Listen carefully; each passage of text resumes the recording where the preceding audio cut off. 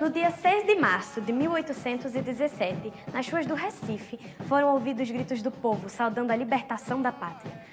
Foram gritos mágicos contra a tirania. Explodia uma revolução que foi intensa, romântica e apaixonada, tal como meu casamento com Domingos José Martins.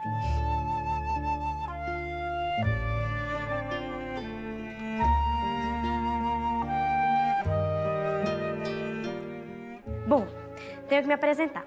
Sou Maria Teodora da Costa Martins. Tenho agora 18 anos. Nasci aqui nessa província e sou filha dos portugueses Teodora e Bento da Costa. Ele, um comerciante de escravos bastante rico. Foi durante 4 anos contra meu namoro com Domingos, o maior dos líderes revolucionários.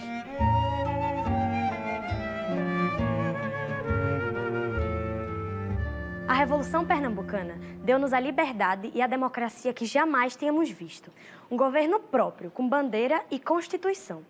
Um exército brasileiro e até um embaixador nos Estados Unidos.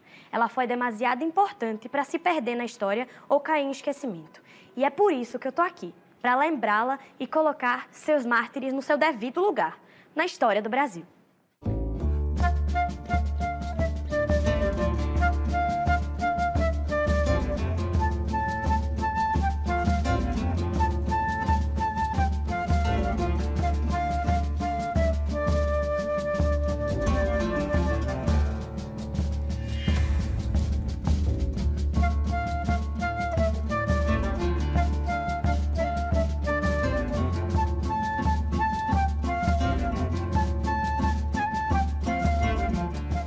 Eu adoro ver as ruas apinhadas de gente, mas sofro vendo os escravos acorrentados carregando fardos de algodão na cabeça.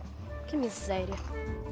Enquanto os homens, militares ou donos de engenho, padres ou comerciantes, se punham a rebelar contra os excessivos impostos da coroa, as mulheres de famílias abastadas viviam totalmente alheias ao que acontecia fora de suas 4 paredes. Elas não podiam estudar e nem ler, não podiam trabalhar porque trabalhar era coisa de escravo.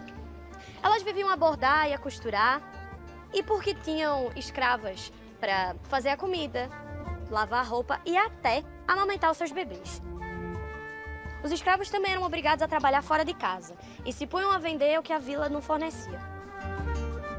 Ter escravos era sinônimo de riqueza.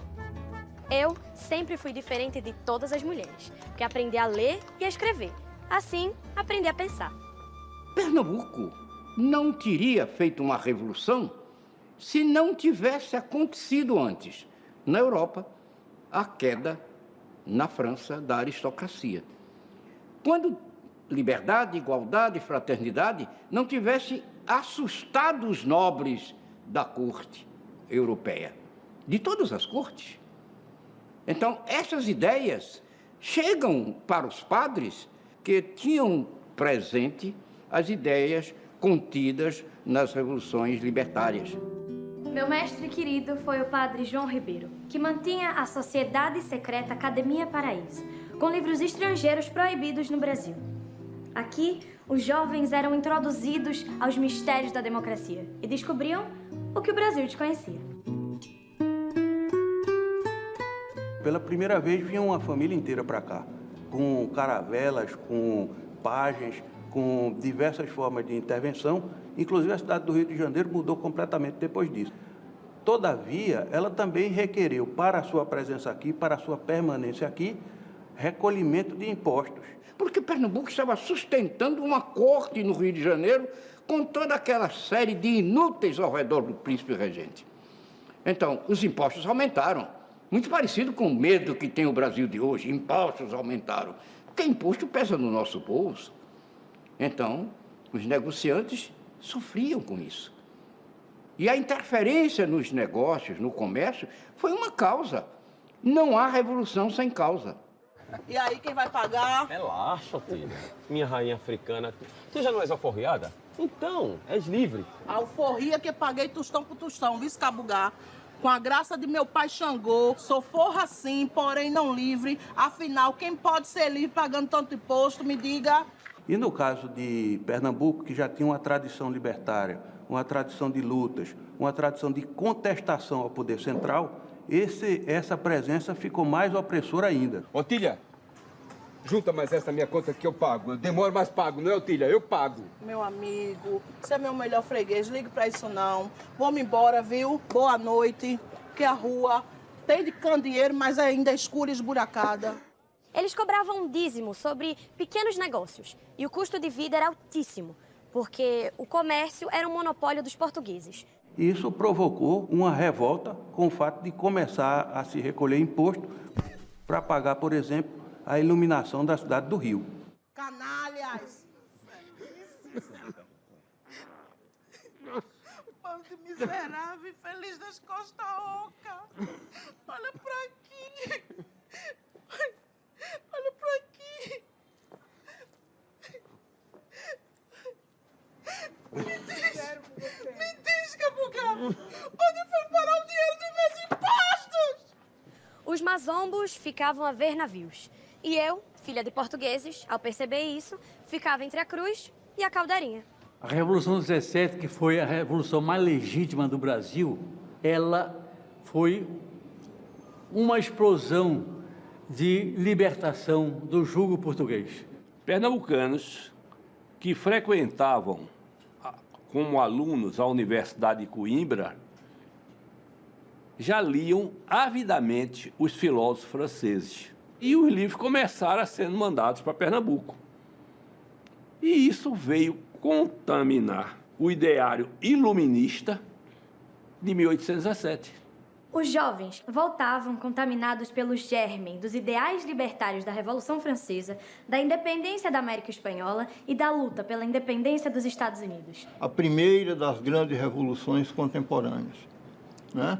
Mas é também o ano da publicação de A Riqueza das Nações, que anuncia o novo capitalismo e pacto colonial e que se defendia o livre comércio entre todas as nações do mundo.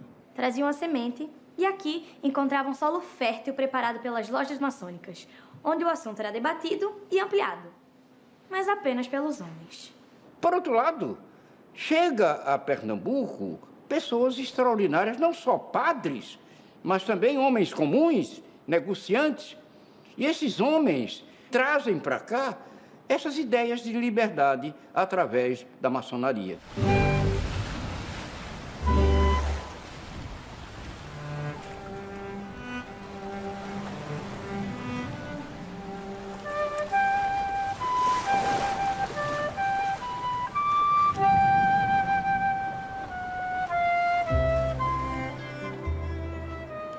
Era o caso de Domingos José Martins, que desembarcara nesse porto em 1813, vindo da Inglaterra, no navio de sua propriedade chamado Martins. Ele havia chegado como quem tinha uma missão: mudar o mundo, as pessoas, a vida dele e a de todos que o conhecessem. Era um predestinado. Domingos, então, contava 32 anos, e eu, apenas uma menina, mas que já pensava e agia como adulta. Cheguei com a intenção de fazer o possível pela minha pátria brasileira. E escolhi o Recife porque o comércio é promissor e as grandes produções de açúcar e algodão são do meu interesse. Aqui é um lugar de muito contraste, onde graça o analfabetismo e a miséria. E há uma tensão social latente entre os portugueses, chamados de marinheiros e pés de chumbo, e os nascidos aqui, apelidados pelos lusos de pés rapados e mazombos.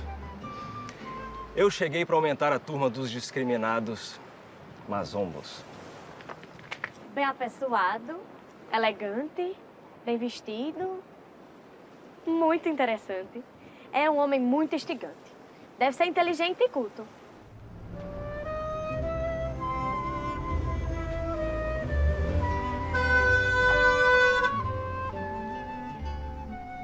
Avenida Cruz Cabugá. Foi a primeira pessoa que conheci. Antônio Cruz Cabugá. Companheiro, comerciante, frequentador assíduo dos bordéis, péssima companhia. Quando se apresentou, me disse: pernambucano da pele tostada. Defaço, o terror dos pés de chumbo, a alegria da mulherada. E tu Tu és o tal capixaba que viesse aqui comprar todo o algodão dessa província e levar para a Inglaterra. O que é que tu trouxeste para nós? Minha ilustre presença, acha pouco? Talvez algo mais? Um vislumbre do porvir. Padre, um novo amigo. Padre, que prazer. Muito prazer. Domingos Martins. Me trouxe um presente. Muito obrigado. Em Cabo Gai, Padre João Ribeiro me pôs a inteirar o quão bravo era o povo pernambucano. Já passou por muitas lutas e conseguiram até colocar os holandeses para correr sem a ajuda da coroa portuguesa. Diferente dos lambibotas do Rio e da Bahia que tratavam os portugueses na palma da mão, o povo daqui tinha o costume de colocá-los para correr. Eita, povo arretado! Quando da expulsão dos holandeses, criou-se no imaginário do povo pernambucano a ideia de que os mazombos haviam tomado todo o Nordeste brasileiro dos holandeses e devolveram esse território ao rei de Portugal mediante certas condições. E toda vez que o rei não as cumpria, havia um movimento de separação. Pernambuco era uma das 3 províncias de maior destaque no Brasil, junto com o Rio de Janeiro e com a Bahia. O governador daqui era Caetano Pinto Montenegro, um homem letrado, de boa índole. E apesar de ser português e não gostar de trabalhar, era de razoável trato. No Rio de Janeiro ficava o príncipe Dom João e sua corte imprestável. Na Bahia, quem governava era o Conde dos Arcos.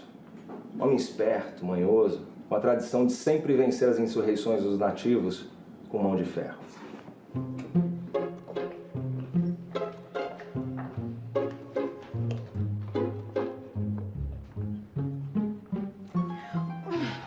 Maria Teodora, que surpresa. Boa tarde, Ingrácia. Quem são eles, padre? Domingos José Martins e Antônio Cruz, conhecido por Cabo Gai.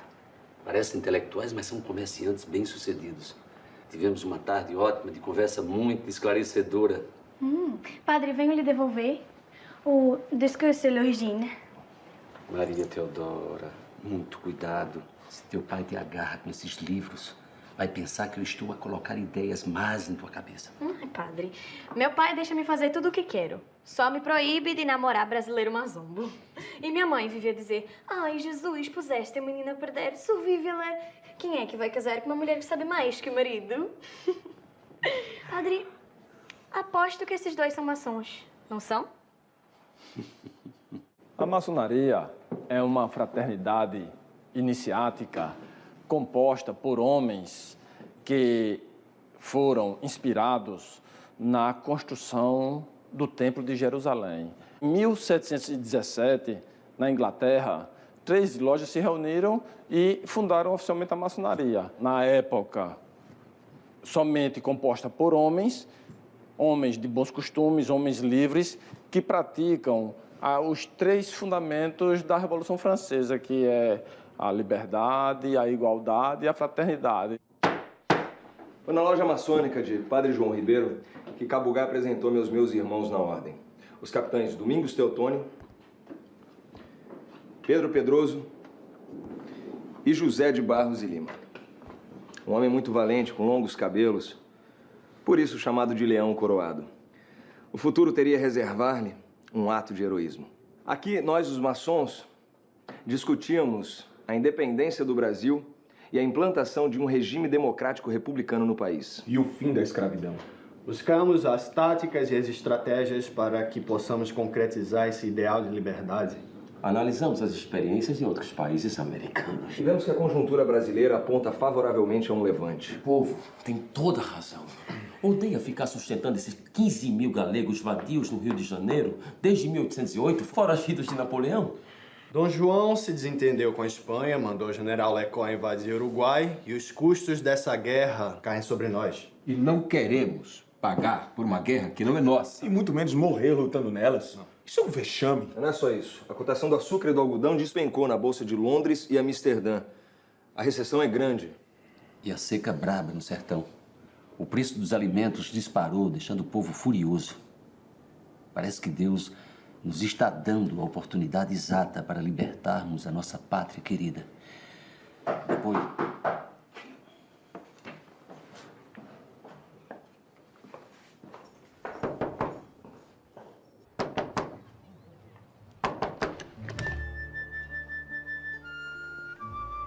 Desculpa, mas a senhazinha não pode entrar. Mas que absurdo! Que falta de elegância fechar a porta na cara da mulher! A maçonaria, Ingrácia, é um lugar reservado para discutir políticas com ideias bem avançadas. Mas só para homens. Eu não entendo por que eu não posso participar na busca por caminhos libertários para o meu país só por ser mulher. Oposto, que foram os sinais secretos da maçonaria que identificaram o Domingos pro Cabugá e os outros. São eles os cheios de segredinhos. Vamos, senhazinha. Mas para, Ingrácia! Preciso mudar de tática. Nós, os revolucionários, acreditamos nos primados das 4 leis naturais: liberdade, igualdade, fraternidade e felicidade. Nós somos entusiasmados, alegres, lemos muito, discutimos muito, farreamos mais ainda e acreditamos que basta bater na porta do futuro que ela se abrirá para nós. Otília, minha deusa africana, dona dos quitutes irresistíveis, a rainha do chambario, da cachaça de cabeça e que sempre nos atende com esse sorriso na boca e esses enormes peitos fartos de fora e cozinha como uma deusa. E tu, Cabugá, vai de quê? Preta, eu estou aqui. Eu estou aqui. E você está lá, fazendo o quê, Preta? Fazendo a caça, ô minha Preta.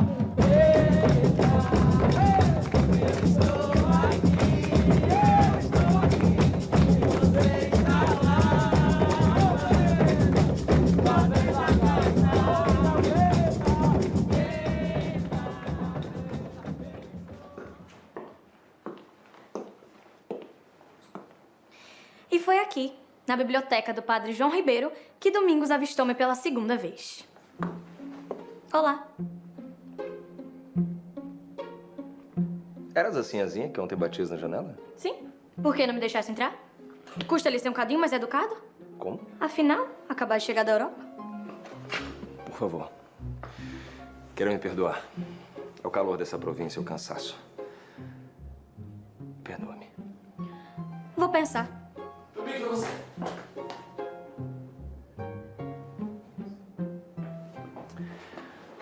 Domingos Martins, qual é a tua graça? Teodora? Maria Teodora. Meu pai ficará furioso se me vir falando com esse mazombo. Maria Teodora. Nome de quem é decidida? Enchanté.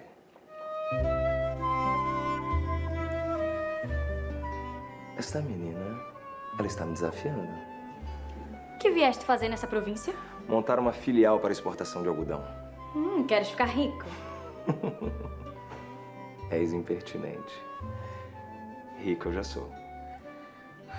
Ainda que Domingos seja rico, mas... Então és mazombo endinheirado? Sou mazombo. Sou rico, bonito, culto, educado. Isto é, quase sempre educado. Que seja, mas... Mas... É um poço de vaidade. Preciso me retirar. Meu pai não pode sonhar que estou a conversar com um mazombo. Ele prefere me ver casada com um caixeiro português pobre do que com um pé rapado, como ele diz.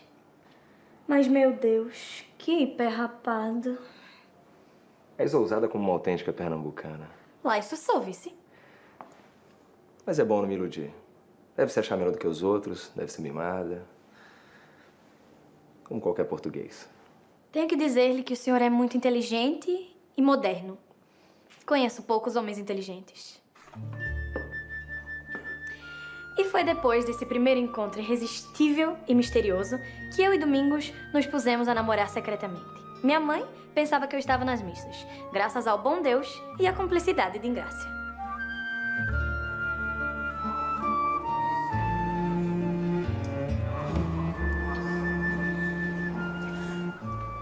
Sinhazinha, vamos embora, que a missa está acabando.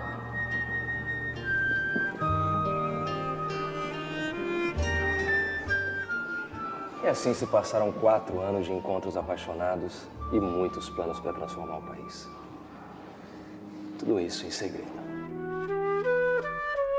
Pernambuco, que até então tinha sido a capitania cabeça da colonização, perde essa primazia para a do Rio de Janeiro, que era uma cidade que não tinha tanta importância assim, nem do ponto de vista econômico, nem do ponto de vista urbanístico, como tinha a província de Pernambuco. Domingos fez sua loja de importação na parte de baixo de Sobrado. Na parte de cima, fez sua moradia, onde eu sei que fica a loja maçônica Pernambuco do Oriente. Ali, em Grácia, em conjunto com seus irmãos, se puseram a planejar em segredo. Tenho certeza que estavam a conspirar. E eu, duplamente impedida de entrar, por ser loja maçônica e porque moça direita não pode entrar na casa do namorado. Ora, pois... Patriotas, eu e Domingos Teotônio acabamos de retornar de Salvador e Rio de Janeiro, onde deixamos tudo acertado com os nossos irmãos na ordem. O dia do levante será no próximo domingo de Páscoa, lá e aqui no Recife simultaneamente. Dentro de um mês, o povo brasileiro alcançará a tão sonhada liberdade. Com a graça de Deus, irmãos, com a graça de Deus, lembrem-se disso. Se Ele assim o quiser, e rezemos para que tudo corra bem até lá. Porque correm rumores de que a nossa conspiração foi delatada para o governador Caetano Pinto. O Pinto velho, ele é muito mole. Sempre soube a nosso respeito, nunca fez nada contra nós. Por que faria agora? Deus te ouça, meu filho, Deus te ouça pela primeira vez.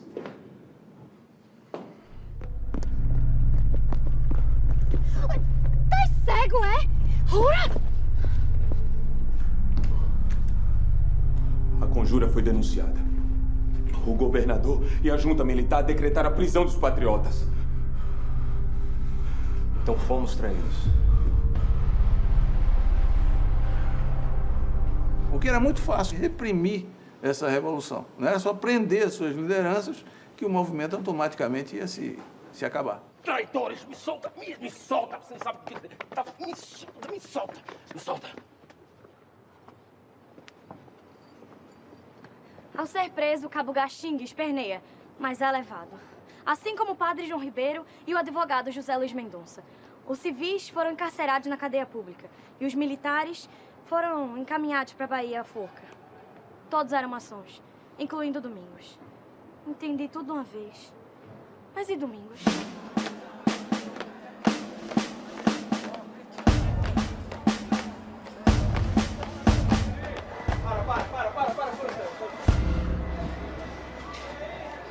Você tá achando que acabou?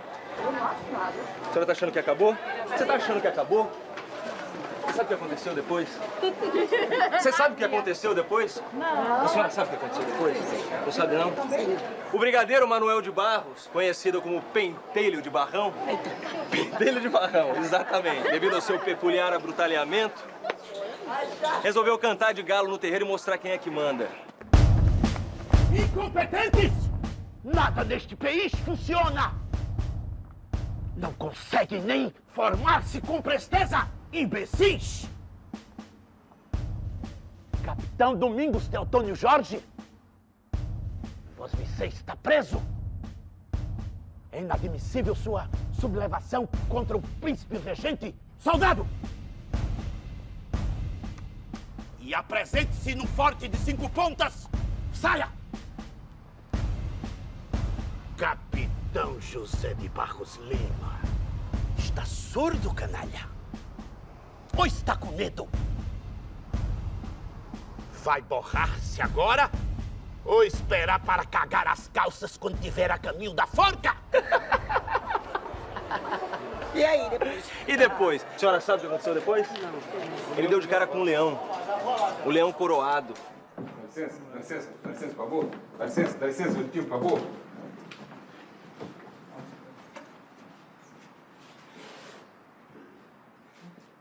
Viva a pátria! Viva a liberdade! Como tu mereces!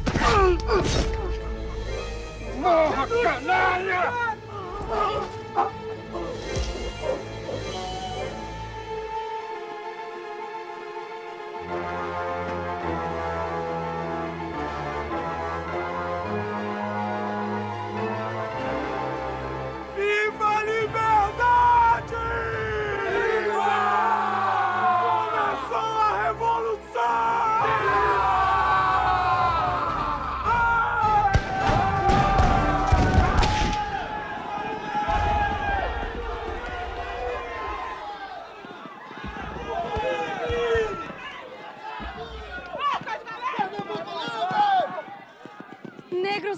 brancos, milicianos dos Henriques, gente humilde, e todo mundo saiu às ruas gritando ferozmente, apoiando o levante. Ninguém se entendia. Meu Deus. E Domingos? Eu e minha família, assim como todos os galegos, estávamos morrendo de medo. Alguns até fugiram aterrorizados. Ninguém sabia o que iria acontecer. E cadê Domingos, meu pai? Os oficiais portugueses que se encontravam ali do lado do comandante fugiram em direção ao palácio e contaram ao governador o que tinha ocorrido. E eles foram, então, para o Forte do Brum. Assim que chegou no Forte do Brum, ele determinou que a ponte do Recife fosse derrubada, para que eles ficassem isolados e impedissem o movimento das tropas, dos rebeldes. A revolução está nas ruas, Domingos. A nossa revolução está nas ruas. A nossa revolução eclodiu! Os galegos estão minando a ponte. Como o governador está coitado no Forte do Brum, se a ponte cair... Vamos salvar a ponte, senão nosso movimento será derrotado! Viva a liberdade! Viva! Neste lado da ponte, a mais antiga do Brasil, construída pelos holandeses, estava o tenente Rabelo e alguns artilheiros. Os marinheiros portugueses estavam do outro lado, minando os pilares da ponte para depois destruí-la. Vamos!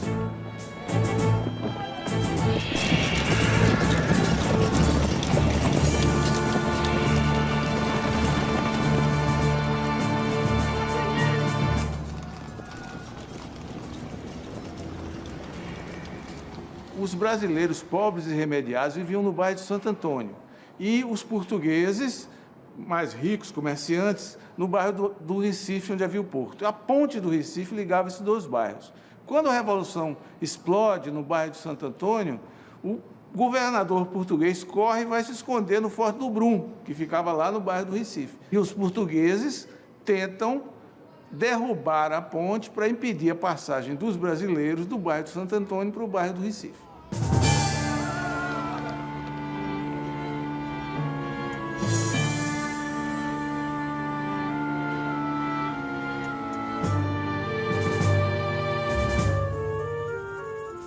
O tenente Rabelo disse que tínhamos que detê-los imediatamente, mas eles estavam com o apoio da cavalaria. Se atacássemos, eles nos varreriam. Isso, uma pequena tropa comandada pelo tenente Antônio Rabelo corre com seus soldados e levando um canhãozinho para tentar impedir a derrubada da ponte.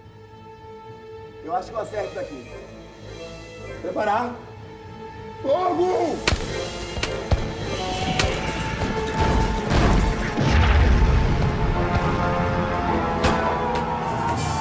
Então o tenente Rabelo, famoso por sua pontaria e pelos olhos de águia, dispersou toda a cavalaria com um disparo.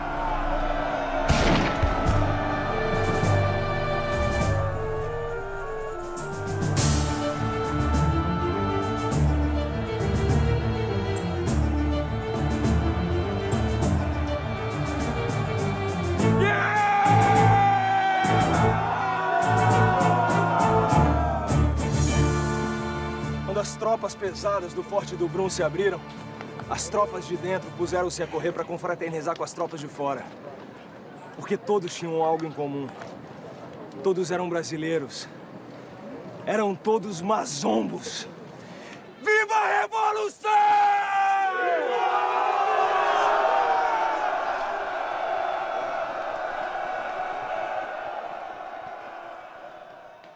E assim, a Revolução foi deflagrada, muito antes da data prevista.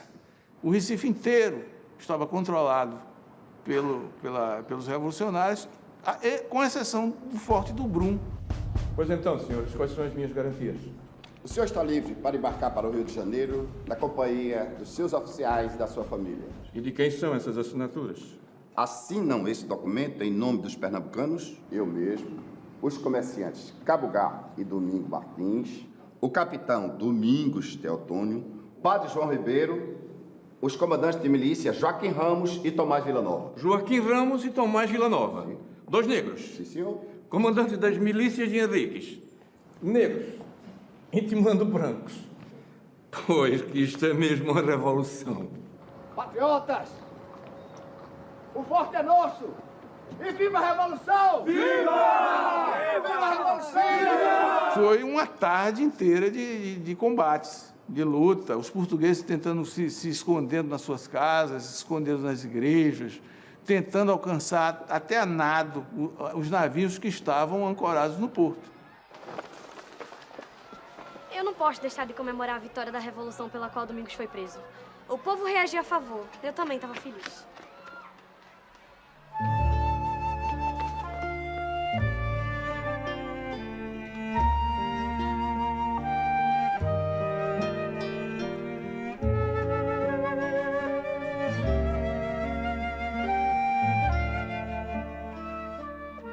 Domingos está metido nisso, pois não?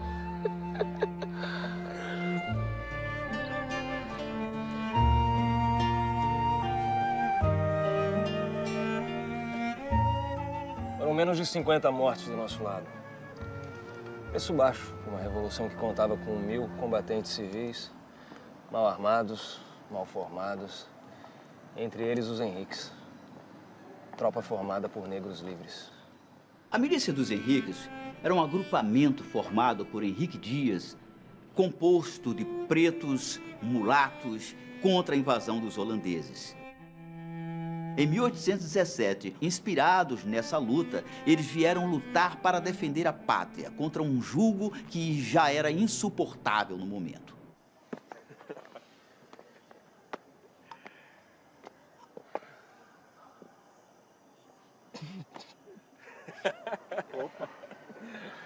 Essa noite nós estávamos felizes, perplexos, cansados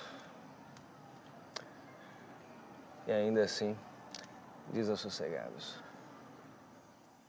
Os dinheiros públicos, que arrecadados dos impostos, ficavam guardados no erário, que era um prédio que ficava onde hoje está o Palácio do Governo de Pernambuco. Esse prédio é cercado pelas tropas revolucionárias. Cerca de 800 homens eles conseguiram reunir e fizeram que o comandante se rendesse. Não houve uma reação. A junta revolucionária vai ser composta por representantes de vários segmentos da província. Não estavam somente os comerciantes, que eram realmente a alma da Revolução, mas também estavam representantes do grande latifúndio, que era o Correia de Araújo, tinha o padre João Ribeiro, que era um ideólogo da Revolução, representantes do poder militar, não é? Como Domingos Teotônio Jorge. Luiz Mendonça era uma espécie de jurisconsulto, era uma pessoa muito bem formada, e Domingos José Martins é uma figura ímpar, é uma figura própria de revolucionário. Domingos disse-me que os revolucionários estão organizando um governo formado apenas por brasileiros. Mas como? Eles são pessoas com discursos afiados, mas sem prática administrativa para conduzir o governo de um novo país. O que eu posso fazer para colaborar?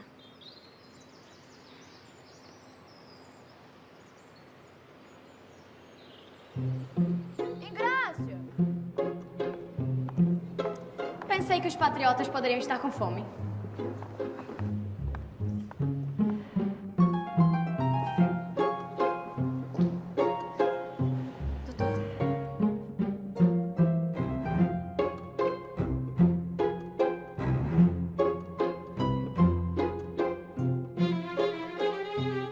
Patriotas, até que haja eleições, pela primeira vez na história do Brasil, nós da Junta Provisória não vamos receber nenhum pagamento.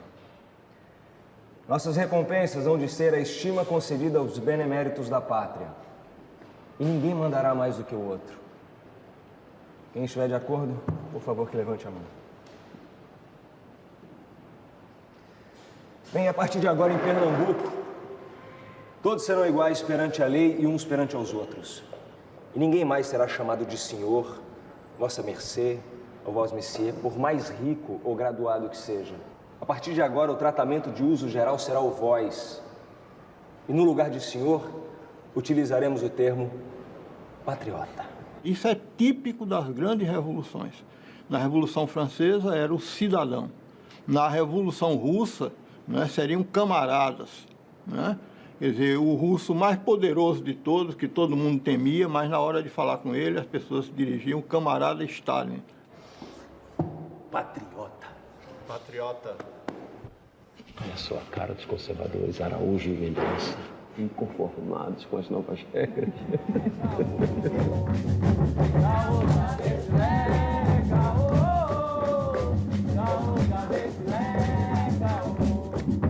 Naquele início de governo, as reuniões não paravam.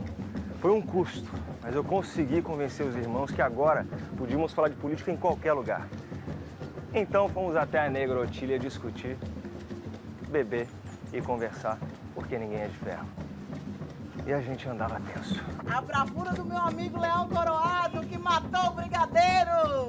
E outro pro meu amigo Pedro Pedroso, que deu o grito de guerra. Patriotas, a revolução arrebentou aqui em Pernambuco prematuramente.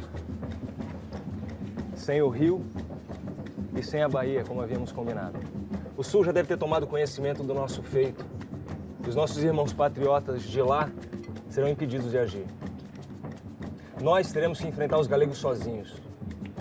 Estamos prontos para isso? E se nomeássemos Domingos Teotônio, comandante da tropa revolucionária, formada só por brasileiros, marchando sob nossa própria bandeira? Comandante da tropa revolucionária. Mas que tropa, Domingos? O povo pobre da capital aderiu à revolta, mas não tem nenhuma experiência com guerra. Mas tem bravura, Pedro Pedroso. Pernambucano não arrega, não. Ninguém aqui veio ensinar a gente a expulsar o holandês, não. Foi só o tempo de cuspir no chão que eles correram tudinho. Alô, a sabedoria africana. Mas com todo respeito ao povo patriota, a gente não pode contar com ele para sempre. Vai que, de uma hora para outra, ele sente saudade do rei. Esse povo, que foi o maior responsável pela vitória da nossa revolta em 6 de março, é ignorante, é supersticioso, desconhece as pessoas, unicamente porque nunca tiveram instrução. Precisamos das milícias dos grandes proprietários do interior, que por hora nos apoiam, mas que podem se virar contra nós se decretarmos o fim da escravidão. O futuro da nossa revolução, dependendo das mãos dos grandes proprietários. Mas olha quem diria. Meu corpo não nasceu pra nascer Zala. Sou filho de Alafim, Oió, Xangô. A liberdade é meu assédio de fala. Caô, cabecilé, caô.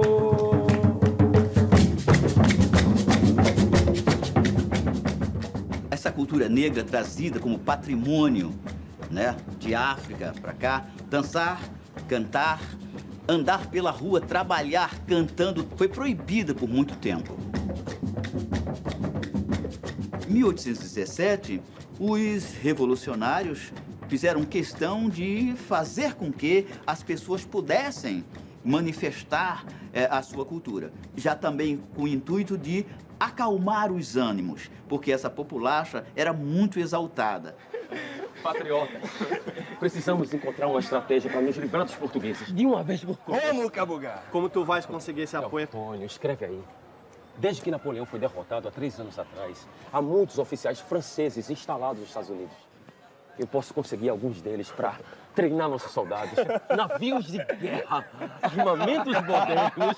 E daremos o quê em troca a eles?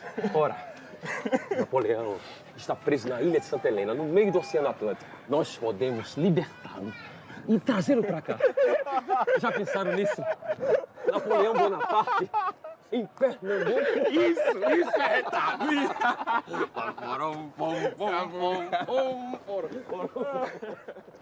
Assim que Cabugá foi para os Estados Unidos como embaixador do novo governo republicano, aos revolucionários só restou buscar uma solução urgente, pois a coroa já devia ter ciência da nossa independência e não ia deixar por isso mesmo. A notícia da Revolução de 1817 em Pernambuco, quando chega na corte, não foi uma surpresa tão grande.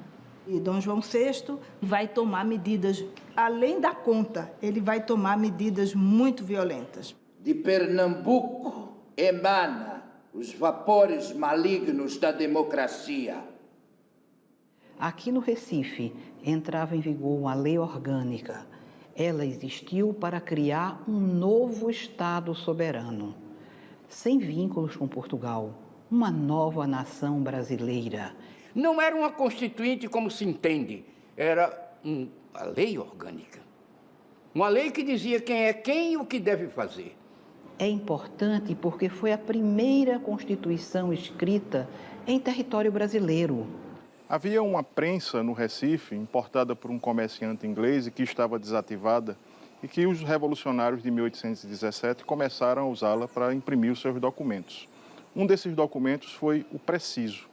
Naquele mesmo dia, o governo foi permanente até a meia-noite para continuar diversos despachos, sendo dos mais importantes, fazer entrar os funcionários públicos nas suas ocupações como dantes, sem tirar ninguém do seu ofício. O Preciso era uma proclamação curta, relatando os 3 primeiros dias, dos acontecimentos da Revolução. 10 de março de 1817. E viva os patriotas! E acabe para sempre a opressão real! E viva a pátria! Viva! Pela primeira vez, um governo no Brasil teve a preocupação de informar os governados quais eram as suas decisões e as suas tomadas de ação. Isso nos remete para uma demanda atual da sociedade muito importante que nós chamamos de transparência. Precisamos decidir o que fazer em relação à Bahia. Quem é esse lugar? Onde conseguiu isso? Não precisavam de armas? Toma emprestado. De quem? Quer ou não quer? Aliás, se todos os simpatizantes dessa revolução pudessem contribuir com as armas que têm, o desfalque não seria tão grande. Você ajudar o Dr. Matheus. Oi, doutor.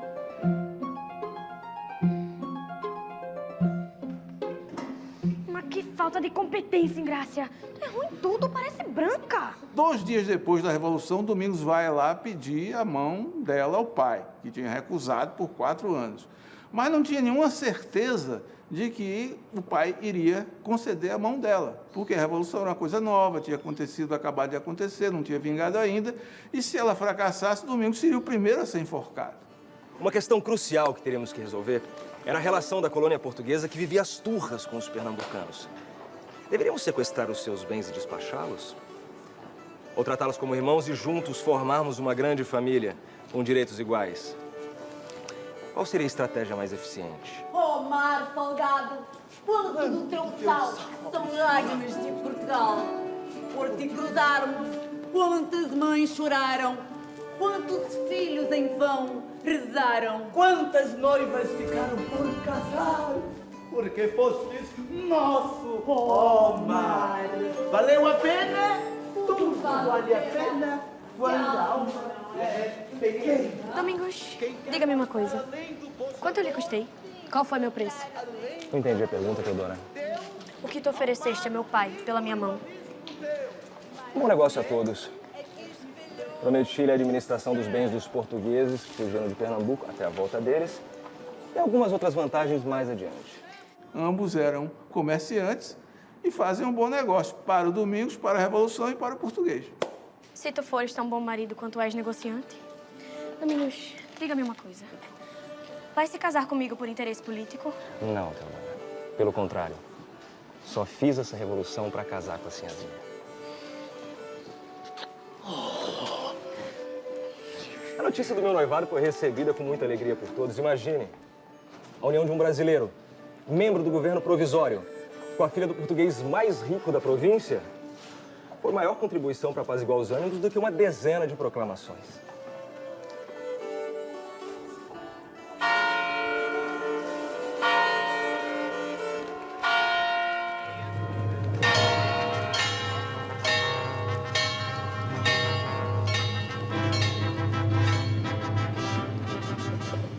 Estás linda de cabelo curto.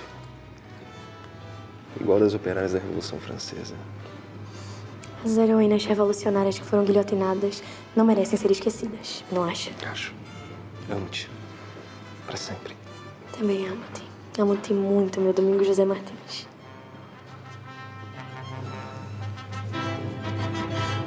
E esta união representa o fim de uma era de preconceito e discriminação. que ela possa servir para a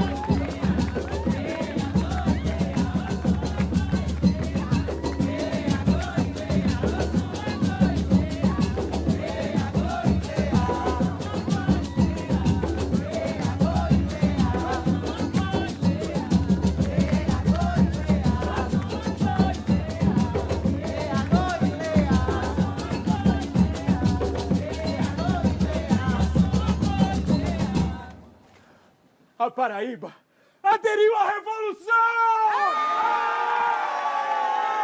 Uma coluna revolucionária paraibana, organizada por patriotas maçons, saiu do distrito de Itabaiana em direção à capital e se transformou num imã, atraindo multidões. A comemoração é grande em toda a província. Depois foi a vez do Rio Grande do Norte. Os proprietários da Vila do Crato, no sertão do Ceará, também estão indóceis e cansados de trabalhar para pagar impostos à coroa portuguesa. A destemida fazendeira, viúva, criadora de gado, Bárbara de Alencar, e seu filho Tristão Gonçalves preparam o terreno para unir-se aos revolucionários pernambucanos. Sou descendente de Bárbara de Alencar. Ela foi uma grande liderança e ela foi uma pessoa muito além do seu tempo. Arregimentou os comerciantes e os produtores da região para que se rebelassem contra aquilo. Não só contra os impostos, mas contra o próprio jugo português. Seminarista em Olinda, José Martiniano de Alencar, o outro filho de Bárbara de Alencar, conversa com os revolucionários, volta à terra natal e proclama a revolução, com apoio da família e do povo. No Brasil daquela época, todo homem entre 15 e 60 anos de idade estava vinculado a uma milícia ou uma ordenança. Eram grupos civis armados sob o comando dos homens, no interior principalmente, sob o comando dos homens mais ricos, dos grandes proprietários de cada distrito. Então, quando a Revolução irrompe, começam a chegar do interior essas milícias para apoiar a Revolução. Mas esses homens deverão ser treinados e engajados em novos batalhões. Sou contra o perigo da enchente escrava. Passada a Revolução, haverá insubordinação dos negros, pois dia a dia cresce a insolência e a soberba deste povinho desqualificado. E vão querer se achar iguais a nós e até querer casar com as mulheres brancas.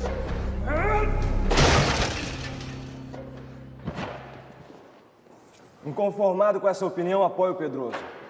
Mas somos votos vencidos. E fica decidido pela maioria que os voluntários sejam mandados de volta. Desculpa-me, Domingos. Quase me encontrei mantimento para fazer-lhe o jantar. Importa, amor. Araújo disse que os fazendeiros vão ficar sem mão de obra nos canaviais. Ele não é representante dos proprietários? É claro que não quer avanço social. Nem ele e nem o advogado Mendonça. Os senhores de engenho não querem que o novo governo toque na escravatura, nada de abolição. Agora imagine como Pedroso ouviu isso.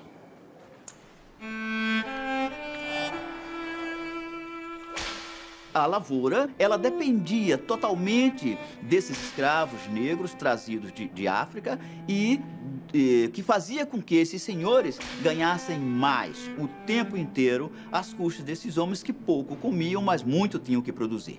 Logicamente, essa produção não podia viver sem escravos, uma vez que esses senhores não sabiam fazer aquele serviço, né, que o escravo fazia. Com a Revolução Industrial e a produção em massa pelas indústrias, a escravidão, por exemplo, torna-se um estorvo à própria economia. Primeiro, porque se acumulavam muitos capitais na posse de escravos, que custavam caro. Em segundo lugar, porque eles não eram consumidores. Pedroso, já temos contra nós os portugueses que controlam o comércio e quase todas as posições chaves nos quartéis. Não podemos ter ao mesmo tempo os produtores de algodão e açúcar. São eles quem mais precisam da mão de obra escrava. A abolição da escravatura terá que esperar. A escravidão é o maior entre todos os problemas que temos que resolver. Precisamos tomar uma posição definitiva. Mas, meus irmãos, a libertação terá que ser lenta e gradual. Mas deixando claro que, para nós, todos os homens são iguais. Iguais. Negro, em festa de branca, é o primeiro que apanha e o último que come. Viu? Senhores revolucionários. claro que isso ia acontecer. Desde quando o nego tem vez? Nego é tudo usado, Pedro Pedroso. Não foi possível os revolucionários abolir a escravidão, principalmente por questões econômicas. Depois, eles precisavam fazer isso paulatinamente, dado a revolta do povo, que estava se lembrando das questões do Haiti, quando se libertaram lá em São Domingos, no Haiti, que arrastaram as pessoas no meio da rua. E como diz o poeta, cuidado, seu moço, nego ofendido é pior do que fera ferida e acuada que não morreu. Ó seu, se não tem, pra que deu? Só nos resta invadir a Bahia. Assim, a coroa vai respeitar nossa revolução. Claro que a maioria não aceita a proposta para irritação de Pedroso. Fica decidido, então, mandar um agente para fazer contato com os nossos patriotas baianos. José Inácio Ribeiro de Abreu e Lima, mais conhecido como Padre Roma. O Padre Roma, para mim, antes de ser uma figura da história, é o meu quinto avô. Ele era carmelita e foi estudar na Europa. Inicialmente em Coimbra, leis em Coimbra, e depois foi para Roma. Quando ele retornou ao Brasil, passou a ser conhecido como Padre Roma. Uma das primeiras medidas foi mandar emissários para contactar com a Bahia, com o Rio Grande do Norte, com a Paraíba. A Bahia era um dos lugares mais difíceis para se buscar adesão ao movimento. Padre Roma aceitou a missão com uma boa gargalhada.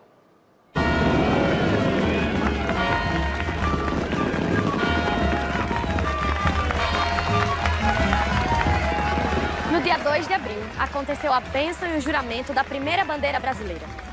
Admirada como o maior símbolo da Revolução, o cônego Bernardo Portugal, Dião da Sé de Olinda, fez um discurso inspirado atacando ferozmente a tirania da coroa. Nossa bandeira ficou linda, padre. E o mérito é todo seu. És um grande desenhista. Com o sol, porque estamos nos trópicos. A cruz, porque somos cristãos. O arco-íris, representando a paz, a amizade e a união. E 3 estrelas, simbolizando Pernambuco, Paraíba e Rio Grande do Norte. E muitas outras ainda serão inseridas, à medida que outras capitanias forem aderindo à República. Essa bandeira se tornará tão estrelada quanto o céu do Brasil. Assassinaram o Padre Roma. Foi preso ao desembarcar em Salvador. E 2 dias depois ele tinha sido fuzilado. Um processo absolutamente fora dos padrões jurídicos, mesmo daquela época, e condenado. Foi executado na frente de 2 filhos, o que se tornou o general Abreu e Lima e Luiz Inácio, sendo que o José Inácio tentou proteger o irmão menor para não ver o seu pai ser executado. O Conde dos Arcos, que era o governador da Bahia, percebeu que o tempo era essencial para poder sufocar a Revolução.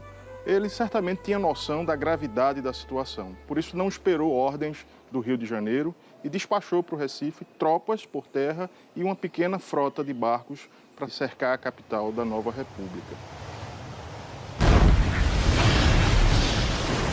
Essa linha de arrecifes que protege o porto impede que uma esquadra desembarque as tropas no porto para atacar a cidade.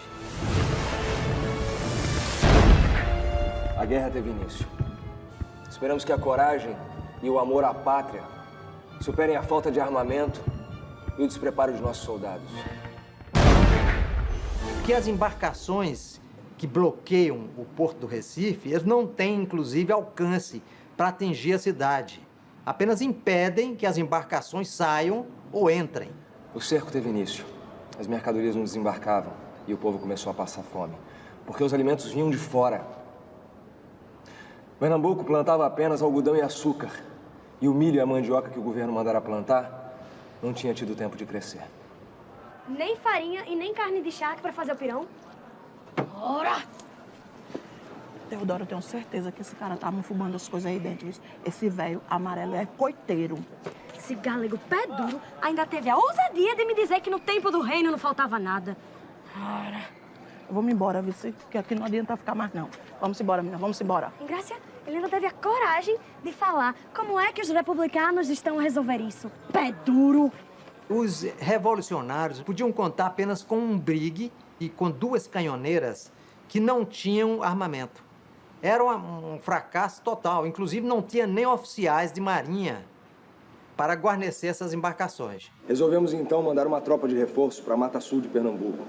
Pois se o Conde dos Arcos atacar, suas tropas vão passar por lá. Então, para isso, foi enviado um destacamento com 60 infantes, 60 homens e 20 artilheiros. Mas só que são surpreendidos quando estão se retirando e são completamente derrotados. Não engajamos os voluntários como o Pedroso queria, deu no que deu. Dada a gravidade da situação, que os escravos sejam incorporados ao nosso exército. Precisamos urgentemente de tropas. Os escravos são quase 1/3 da população. Seus braços serão úteis para a nossa luta. Pedroso está certo. Então que se libertem, pelo menos, os cativos que queiram sentar praça no exército. A situação é de guerra. Nossa pátria corre perigo. E precisamos defendê-la, custe o que custar. E assim conseguimos apoio à proposta de Pedroso. E assinamos o decreto Pátria em Perigo. O decreto Pátria em Perigo estabelecia que todos os cativos podiam sentar praça e receber como se fosse o título de foros, né? Embora pudessem lutar em favor da pátria, mas se tornavam perigosos. Pedro Pedroso tanto pelejou que conseguiu seu batalhão e começou a treiná-los com a ajuda da milícia dos Henriques. Os negros que chegavam beneficiados pelo decreto Pátria em Perigo mal sabiam falar o português. Os proprietários que cederam os escravos iam ser beneficiados assim que a guerra acabasse, mas ainda assim ficaram furiosos. E claro, iam conspirar. E começa a haver um grande desânimo dentro do comando revolucionário e alguns menos firmes dos seus sentimentos democráticos começam a se afastar. É o caso de alguns governadores, como José Luiz Mendonça, como Manuel de Araújo e outros conselheiros que se afastam alegando doença e param de comparecer às reuniões do governo.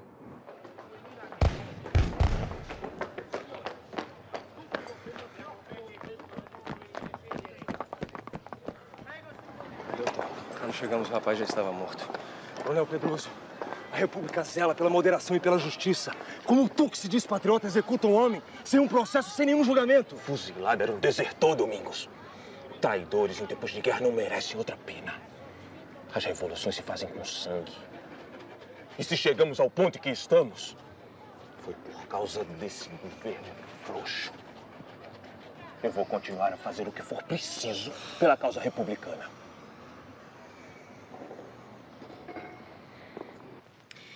Era angustiante ver meu marido deprimido, dizendo que a recém-nascida liberdade estava em agonia, com os civis perdendo a autoridade sobre os militares. Mas como censurar Pedroso por tomar uma atitude?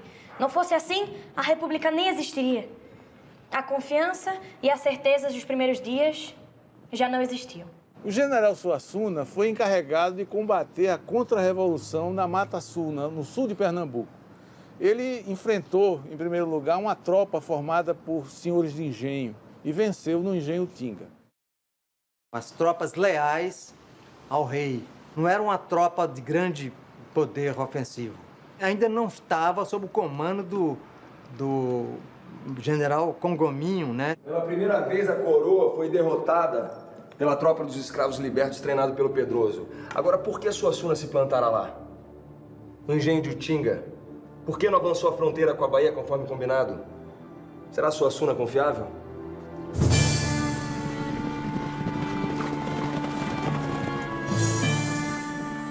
O Marechal Congominho vem, então, da Bahia, e esse avanço que se torna a maior ameaça para a Revolução. Os donos de engenhos, as pessoas os lavradores que eram encontrados, os índios se incorporaram à tropa do rei. E as más notícias não paravam de chegar. Rio Grande do Norte e Paraíba caíram. No Crato, a festa durou apenas 3 dias. A revolta foi debelada e Bárbara de Alencar e seus 2 filhos, José Martiriano de Alencar e Tristão Gonçalves, foram presos. Perderam e ela foi presa. Foi a primeira presa política do Brasil por 5 anos e, ao ser solta, não renegou o seu passado e continuou a sua história. E o Dom João VI ao tomar conhecimento da revolta, ele preparou uma esquadra sob o comando do almirante Rodrigo Lobo e enviou imediatamente para Pernambuco para reforçar as tropas que tinham vindo da Bahia. A situação estava mais do que crítica quando meu pai procurou meu marido com uma proposta. Daria 40 contos de réis para que fugíssemos para outro país. Quando a situação esfriasse, voltaríamos. Domingos ficou em silêncio. Meu pai, então, dobrou a proposta. 80 contos de réis. Domingos se manteve calado. E meu pai se retirou cabisbaixo.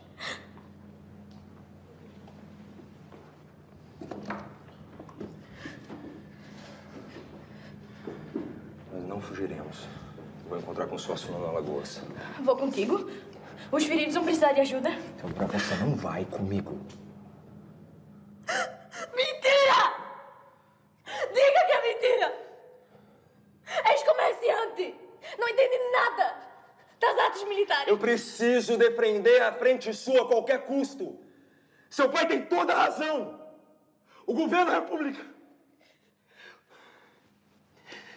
Vai pro sítio com a sua família e espera minha volta lá. Tua volta? Como é que tu tem coragem, Domingos? Tu estás me abandonando! E se tu morreres longe de mim? Teodora, na guerra como no amor, é preciso chegar perto para vencer.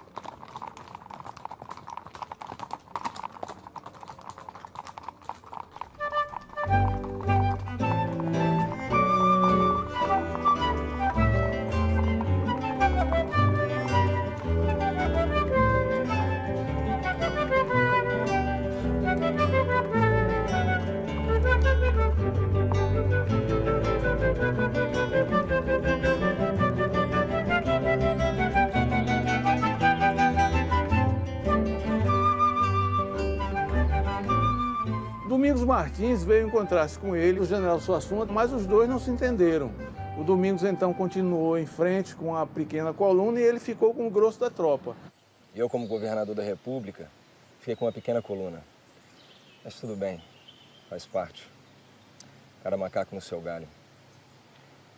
Suassuna partiu em direção ao Engenho Trapiche e nós avançamos ao sul. A tropa do general Suassuna tinha cerca de 400 homens e o exército inimigo tinha uns 2.000. Eles resistiram ainda durante um bom tempo e são completamente derrotados. Domingos Martins estava lá em Porto de Galinha, eles estavam tranquilos, descansados, achando que o exército inimigo estava longe ainda. Só que ele já estava bem perto.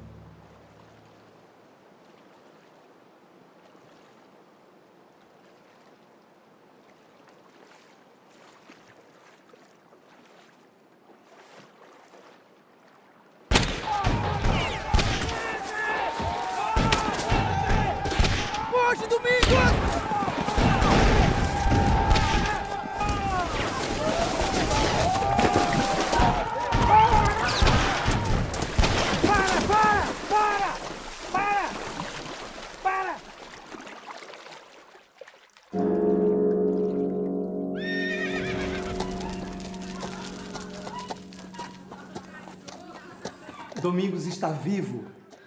Ele tá vivo.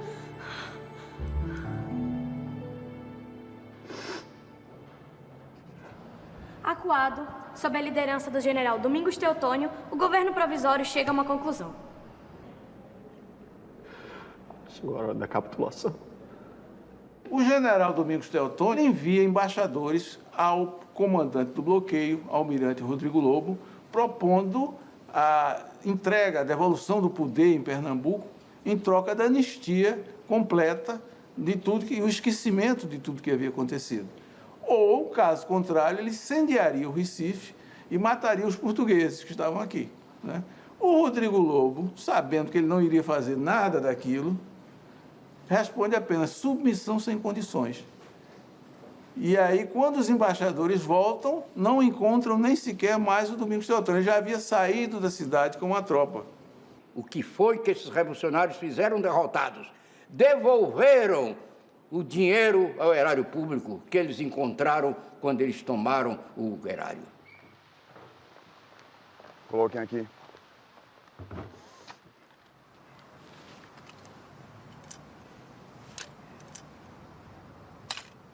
E por que estás a me trazer isto? Queremos entrar para a história como revolucionários, jamais como ladrões.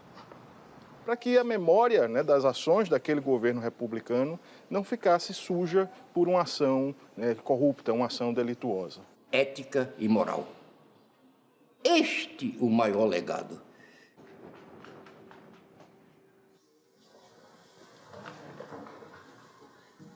Me surpreendeu a presença do Conde de Ponteculã, um dos 3 militares enviados por Cabo Gá dos Estados Unidos para treinar as tropas republicanas. Antônio Cruz Cabugá. E eu que nunca acreditei em suas promessas. Chegaste tarde demais. Domingos está em Salvador, preso. E condenado à morte.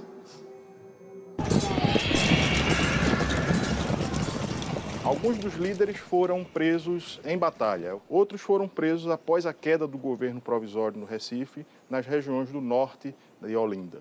O padre João Ribeiro, ele, apesar da sua formação de sacerdote, quando percebeu que a Revolução havia sido realmente massacrada, ele não se entrega aos seus algozes e se suicida.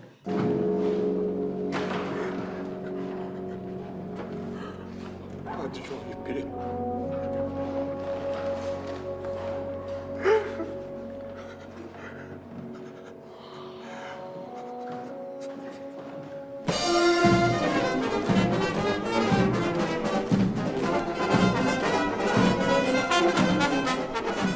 Eles foram levados, alguns para o Recife, outros diretamente para Salvador, foram enforcados, né, tiveram as mãos cortadas e as cabeças também cortadas, para mostrar o que acontecia com as cabeças que pensavam crimes contra o rei e com as mãos que executavam esses crimes.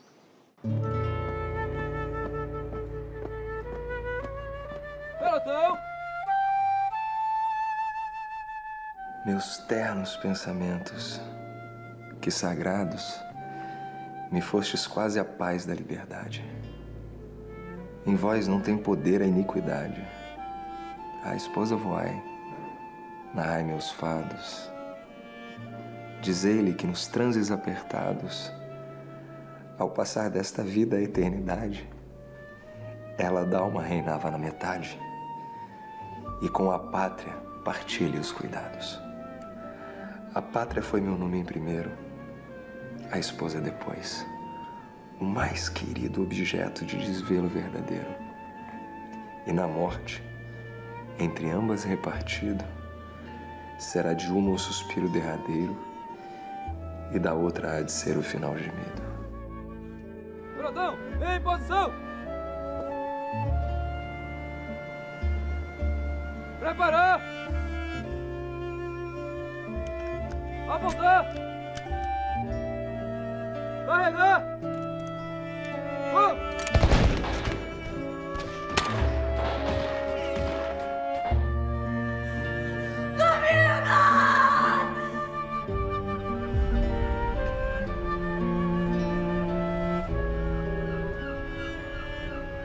O ano de 1817 passará.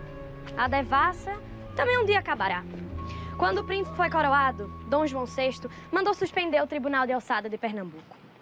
Dos 180 presos que havia aqui, 72 foram libertados e 92 foram levados para Salvador. Além de condenar à morte os líderes da Revolução, incluindo o meu Domingos. Por anos ainda, mais de 150 de patriotas permanecerão nas prisões. Continuando a saga de castigos aos pernambucanos, Dom João VI nos tirou a comarca de Alagoas. Não satisfeito, ele mandou apagar a Revolução de 1817 da história. E por que a sua memória pela corte e pelos historiadores oficiais foi diminuída?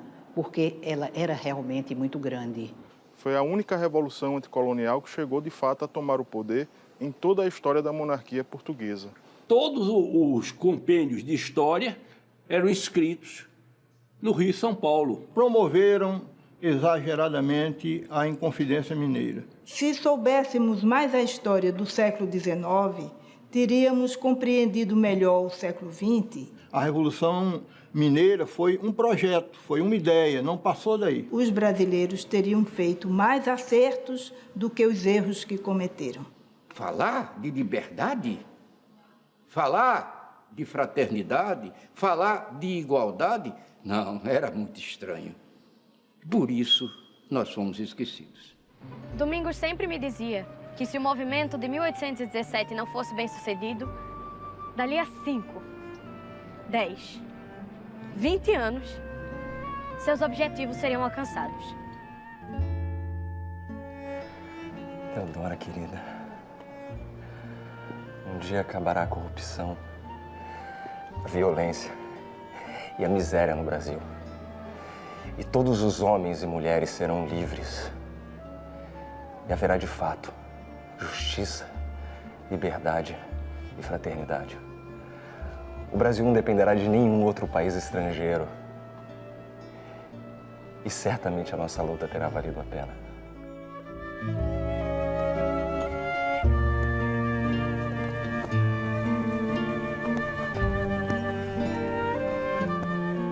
Suas palavras foram proféticas. Meu marido tinha certeza da vitória. Era senhor de um sonho lindo, de liberdade e igualdade para todos. Para mim, ele morreu. Mas seu sonho continua vivo na memória daqueles que lutam por justiça e no coração daqueles que vivem a plantar a semente da liberdade. Aonde vai, Dona Isabel, vou passear. É pra brincar, é pra brincar. É pra brincar, é pra... Coração do Brasil, em teu seio corre o sangue de heróis rubro-veio, que há de sempre o valor traduzir. És a fonte da vida e da história desse povo coberto de glória, o primeiro talvez no porvir.